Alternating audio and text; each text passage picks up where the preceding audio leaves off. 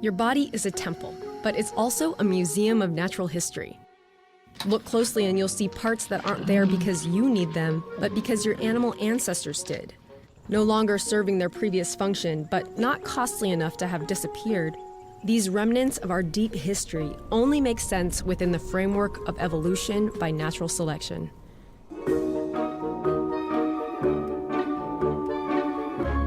With your arm on a flat surface, push your thumb against your pinky and tip your hand slightly up. If you see a raised band in the middle of your wrist, you've got a vestigial muscle in your forearm. That tendon you see connects to the palmaris longus, a muscle that around 10 to 15% of people are missing on one or both of their arms.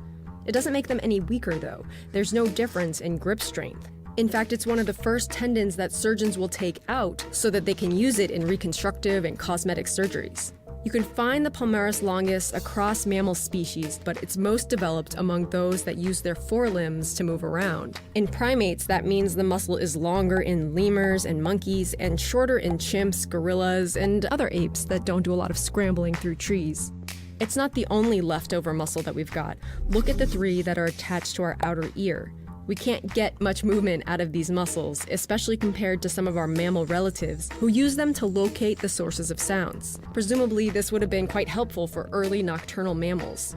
In humans, you can still detect the remnants of this adaptation with electrodes. In one study, researchers recorded a spike of activity in the ear muscle cells in response to a sudden sound. Not enough to move the ear, but detectable. And you can probably guess the location of the sound based on these results. It came from a speaker placed to the left of the study subjects. So this is their left ear subconsciously trying and failing to pivot toward the sound. You can see another futile effort by our vestigial body parts when you get goosebumps. When we're cold, tiny muscles attached to our body hairs contract, pulling the hair upright, which causes the surrounding skin to form a bump. For our furry mammal relatives, the raised hair increases the amount of space for insulation, helping them stay warm.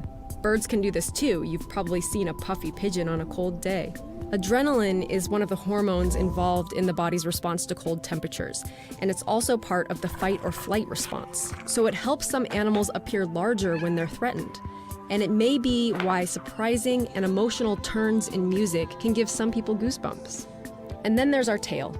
At the end of our spine are a set of fused vertebrae. Some people have 3, some people have 5. We call it the tailbone. It now serves as an anchor for some pelvic muscles, but it's also what's left of our ancestors' tails.